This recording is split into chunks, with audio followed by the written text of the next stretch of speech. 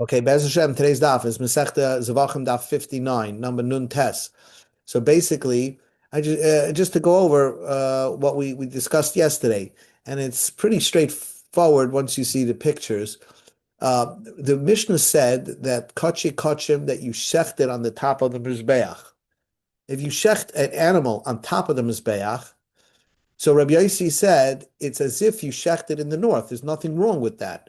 We know a carbon oil is supposed to be shechted in the north, on the north side.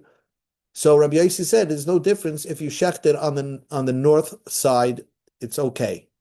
So technically, the Gemara wanted to say Rabbi Yossi held, if you can see in the picture, that the mizbeach was mostly in the north. And if it's mostly in the north, so then you could actually shecht on the mizbeach. That's why Rabbi Yossi says you can shecht anywhere on the mizbeach because it was mostly in the north. Hi, Lewis. We just began. So, Okay. so we're just discussing this picture over here. Basically, Rabbi Yossi, who said that you can shecht anywhere on the mizbeach, is on top of the mizbeach. We're so used to you're shechting on the floor of the base of English. But Rabbi Yossi said you could shecht on the top of the mizbeach because Rabbi Yossi, the assumption is that Rabbi Yossi held that the mizbeach, Rabbi Yossi Bachalafta held that the mizbeach was totally in the north, and therefore, so you can shecht it on the floor, and of course, if you go up onto mizbeach and shecht it there, that's also okay. That's what the Gemara said.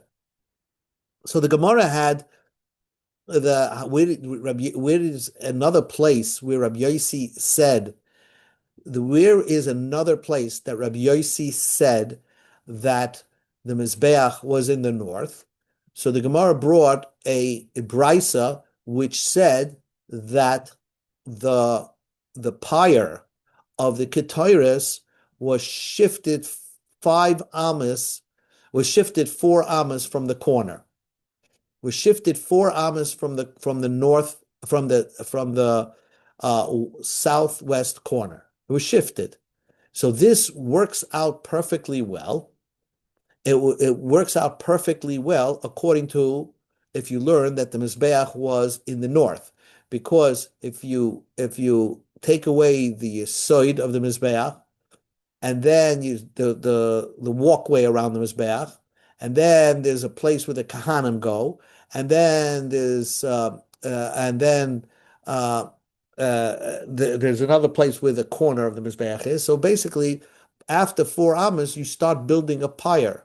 And then when a person leaves the Heichal, or when you take from the fire of them, sorry, when you take from the fire and you bring it into the Heichal, it's a very short walk to walk into the Heichal. That's why it's over there. So must be, there's a Mishnah that seems to say that this Mishnah is of the opinion that the Mizbeach was in the north. Who is this Rabbi Yossi? This is probably our Rabbi Yossi in our Mishnah, that the Mizbeach was in the north. That was the Gemara saying. Then the Gemara says, not so. Maybe that Mishnah holds that the Mizbeach was in the middle, right? And what it meant is that you move 4 amas. So if the Mizbeach was in the middle, so then you have 10 amas on each side, where basically you can put the pyre. And the pyre was moved just 4 amas from the north wall, discounting the amma of the Soiviv, discounting the amma of the Yisoid. All that, you start counting 4 amas, and that's where you put it, right over here. That's where you put the maracha. So that Mishnah doesn't necessarily prove that the entire Mizbeach was in the north. It could make perfectly sense if the Mizbeach was basically dead center with the opening of the sanctuary and the opening of the Ulam. Okay, now let's go into the Gemara. Okay. Then the Gemara says like this, 2 lines from the bottom, Nun Ches Amud Beis. Rav Shrevya Amar Rav Shrevya says, Halmani, who is the author of that Mishnah, could also be not Rabbi Yossi, it's Rabbi Yossi Haglili. Rabbi Yossi Haglili, the Gemara is now going to prove that it was him, that said that the Mizbeach was north, not Rabbi Yossi Chalafta, Rabbi Yossi HaGalili. And where does Rabbi Yossi HaGalili say clearly that the Mizbeach was in the north?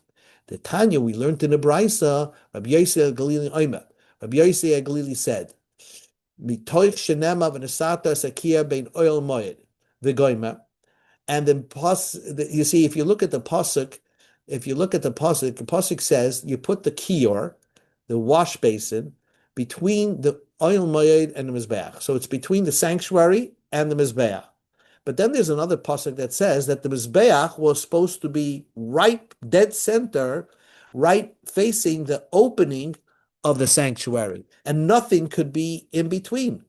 Ves mizbach ha'oila som pesach mishkan oil moed. So therefore, how do you resolve that? If you're supposed to put the kiyar next to the mizbeach and then the sanctuary, and then the Torah tells you that the sanctuary should be, when you open the door, right there is the mizbeach. So how do you resolve those two psukim? And then the pasuk says, "Ves mizbach." We go to Amid Aleph Nuntes. Ves mizbach ha'olam mizbach bepesach, the mizbeach bepesach ha'oil moed v'loi kier. Right. So v'loi kier pesach oil moed. So here the Torah tells you put the mizbeach between at the opening and not the kier. So again, we have a problem. Where is this mizbeach? Where is the kior? If the mizbeach has to face right at the opening of the heichal and the ulam, so where are you going to put the kior? But the kior has to be between the mizbeach and the sanctuary.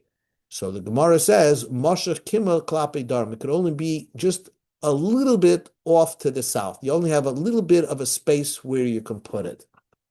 So in the south. Now, what the Gemara is going to go and prove that this Rabbi Yossi HaGalili said that it's off a little bit to the south must hold that the Mizbeach is totally in the north. And let's just see the pictures, and then we'll just read the Gemara.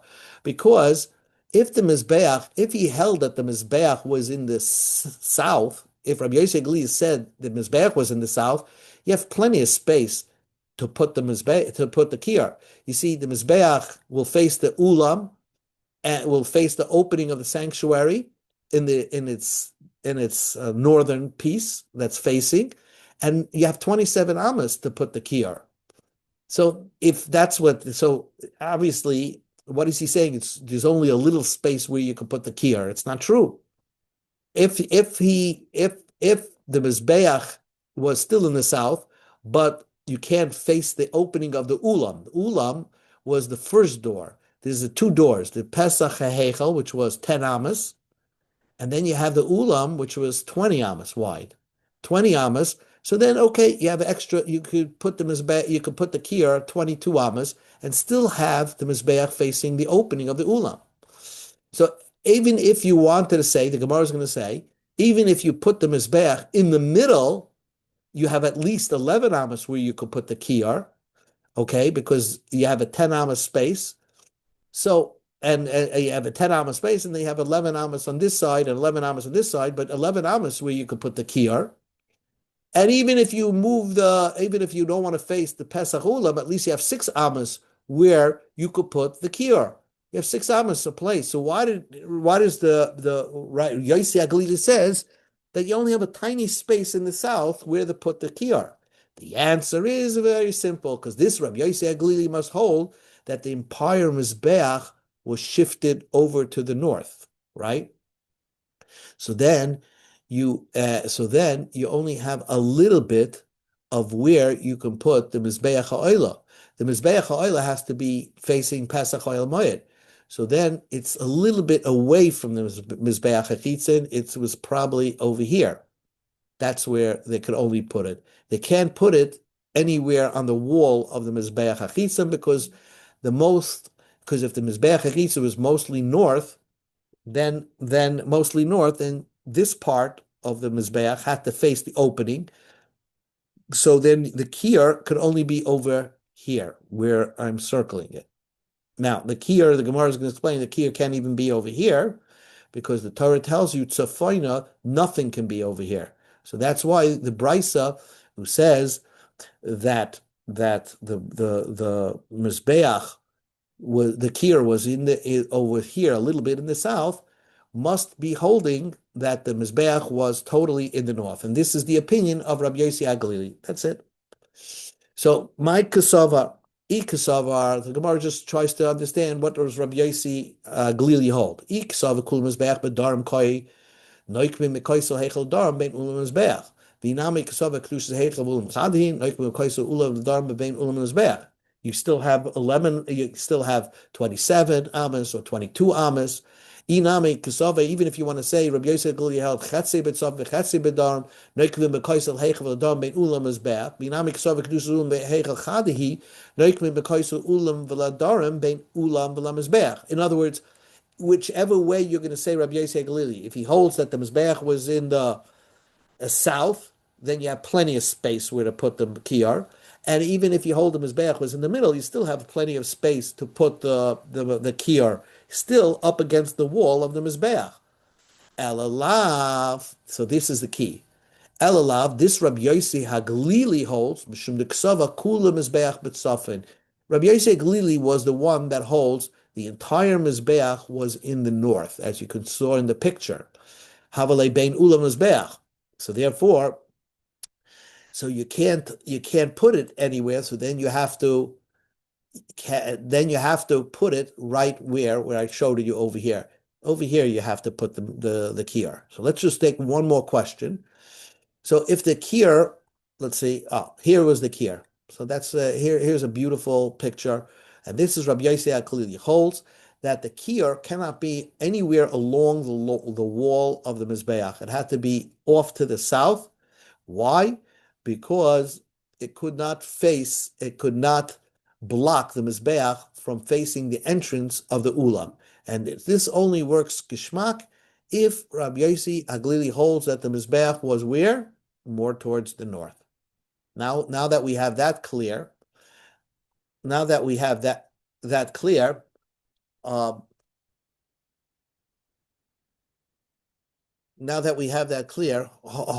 on one second.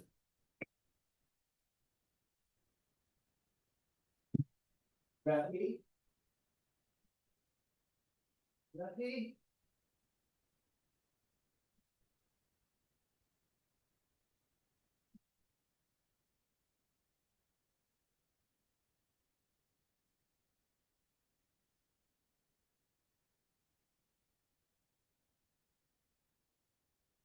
Okay.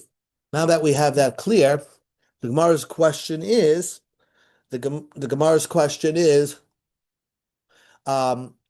then why can't they put the Mizbeach, why can't they put the kiyar totally in the north, in the north, right by the Mizbeach HaChitzin over here? You see in the red square. That's the Gemara's question. It says the Gemara, "V'noikmim mekaisel ulam v'tzafin bein ulam v'mizbeach." Amar Krot sefonish eit tzafin panu mikelem. That the north part of the Mizbeach and the north part of the Beis Hamikdash has to be no kalim there, nothing. You can't put the kiyar there. So now Mantana de Palag Rabbi Yosef Glili, who is going to be the one that argues against Rabbi Yosef Glili? Rabbi Lezer ben Yaakov, that is Rabbi Lezer ben Yaakov. The Tanya we learned in the Brisa. Rabbi Lezer ben Yaakov, Rabbi Lezer ben Yaakov says, "Tzafoina, sheyehei tzafon panu miklum, afilu min hamizbeach." Rabbi Lezer ben Yaakov is the one that holds that the mizbeach was totally in the south, because the whole north cannot have anything. So you have to, according to Rabbi Lezer ben Yaakov, you have to shift the entire mizbeach all the way towards the south. So this is the Rabbi Eliezer ben Yaakov's opinion, that the Mizbeach was entirely in the south, totally in the south. And by the north side, you couldn't have any kalim there. So bottom line is, let's leave this sugya. There are three opinions over here, just to remember, three opinions. One opinion holds that the Mizbeach was shifted always to the south. One opinion is Rabbi Yossi HaGlili that says that the Mizbeach was shifted to the north. And then there's Rabbi Yehuda's opinion, which we saw yesterday, that the Mizbeach was exactly smack in between, in the middle between the north and the south. New Gemara. Amar Rav. Rav said, Mizbeach shenifka. A mizbeach, a mizbeach that that got damaged. A mizbeach got damaged. So kol hakochim shenishchatu tusham. Let's say they shechted something. Let's say they shechted an animal, and then they see that the mizbeach has a damage on it, so they have to call the repairman to fix it. So after they fix it, psulim, that animal cannot be brought onto the mizbeach. You can't sprinkle the blood on the mizbeach, and it's over because it was slaughtered, and now there was no mizbeach there. So the animal comes disqualified, and you have to bring a new animal. Mikruhu biyadenu ushachachnu. Rav said, I had a pasuk for this, but I totally forgot what the pasuk is. Kisolik Rav Kahana, when Rav Kahana went, Ashkechei Rav Shimon Rebbe, the Ka'ama Mishum Rav Shmuel Rav Yosi. Rav Kahana, when Rav Kahana went, he found Rav Shimon and Rebbe, who said in the name of Rabbi Shmuel Rav Yosi. Menayin, he found the pasuk. Menayin lemizbeach. How do I know a mizbeach shenifkam that got damaged? Shekol hakochim shenishchatu sham pesulim. Any carbon that you shechted, and then they discovered that the mizbeach is damaged, or it even got damaged after that. You shechted the animal, then they discovered the mizbeach is damaged. It's disqualified. Shenema, the pasuk says, "B'zavachta olav as oilesecha." Do you shecht on the mizbeach? Only when the mizbeach is whole is the shechita okay. And not when it's damaged. So if they shechted and they discovered that the mizbeach was damaged or missing something, and now you have to call a repair person, it's disqualified.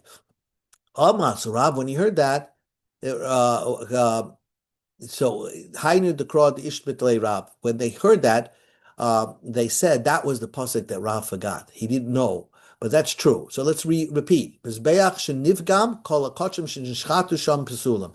A mizbeach that it had as a damage.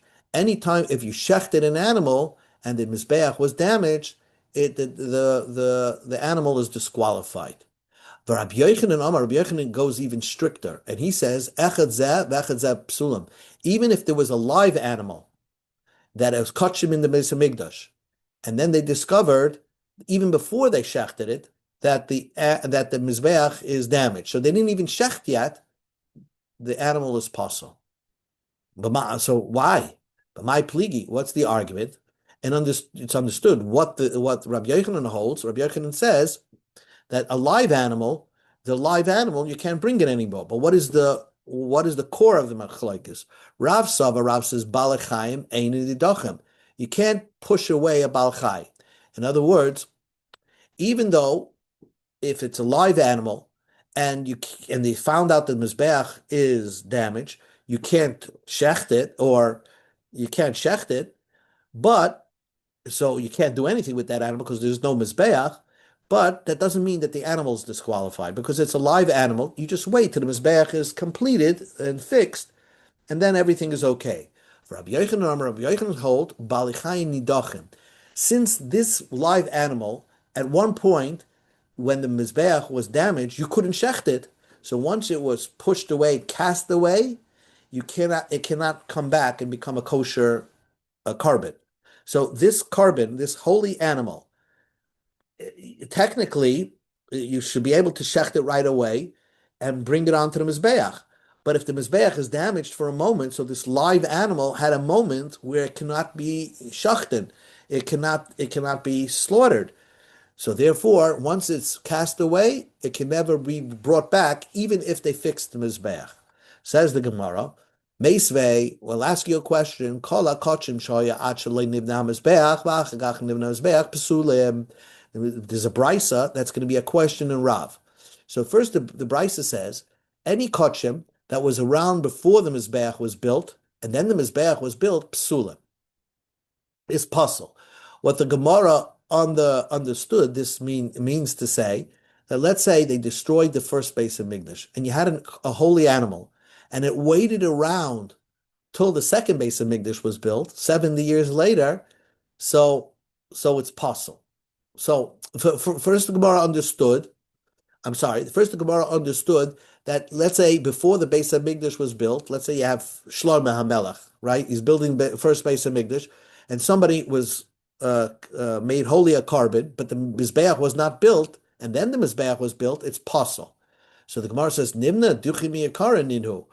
So of course, that's if it's built, then it was pushed away from the very beginning, because when it never had a moment that it was kosher. So that cannot be what the Brisa means to say, because there would be a question. Dichim Yikari is dichli, and there's an opinion that says Dichim Yikari is not dichli. Ella, it means like this: Achlei neres mizbeach. You had a base of Migdash, right? The first base of Migdash, and then you had an animal that was holy, then, right? And then the base of Migdash was destroyed, and then they rebuilt the second base of Migdash. Oh, that's possible. That's possible. You can't bring it. Says the Gemara, what do you mean? Of course you can't bring it. Neres ha iskin lehu. The animal's too old. Of course you cannot bring it as a carbon. Ella, what the Brisa means to say, ad shaloi niskam hamizbeach, va'achakach nifkam hamizbeach. It should be they fixed the mizbeach psulim. So what the Brisa is full of mistakes. But let's read the Brisa the way the Gemara corrected it. Kala kachim, any kachim that was there until the mizbeach had a pagam in it, right? It had a damage. It was there, a live animal, until the mizbeach had a damage, and then the mizbeach got damaged. So psulim, the animal is puzzle. Even though you didn't shech the animal is it's disqualified, because once the mizbeach is damaged, the animal is no good. You can't bring it as a carbon. So this is a question against Rav, who said a live animal, once they fixed the mizbeach, you could bring it back as a carbon. So the Gemara says, it means that they actually, once you're already fixing up the brisa, and so it's not a question against Rav, you could just throw in that they actually call hakachim, you put in a word, that it was slaughtered, and then the mizbeach got damaged. So then it's already, since it was slaughtered, and you can't bring it onto mizbeach even after they fix the mizbeach, it won't be permissible to bring it back on the mizbeach. It's exactly what Rav said. Says the Gemara, but why can't I bring the carbon? Why can't I bring the carbon even if there is no mizbeach there? That's a very interesting point. Just because there's no mizbeach, so use the ground where the mizbeach was. Rav Gidol Marav said, mizbeach sheneka maktirin ketoris b'mkoimai. A mizbeach that got uprooted, you can put the ketoris right where it's the mizbeach hapnimi, where you put the ketoris on. If there's mizbeach is removed, you just put the ketoris on the ground. So why don't you say the same thing on a mizbeach, on the mizbeach hachitzoin, that once they removed it, once it got damaged, it's still there because the ground underneath remains holy, and technically you could sprinkle the blood on the floor where the mizbeach stood. And says the Gemara, Kedama Rava said, Moida hoy Rabbi Yehuda bedamim, hochanami b'moida Rab bedamim. When it comes to the bloods of a mizbeach hachitzain, it has to be on the mizbeach per se. It cannot be on the floor. Only by a mizbeach hapnimi, if it got removed, then you can put the ketaris where it stood. But by the mizbeach hachitzain, that we can't do. Another minute and we'll stop. My Rabbi Yehuda. What is Rabbi Yehuda? What are we talking about, Rabbi Yehuda?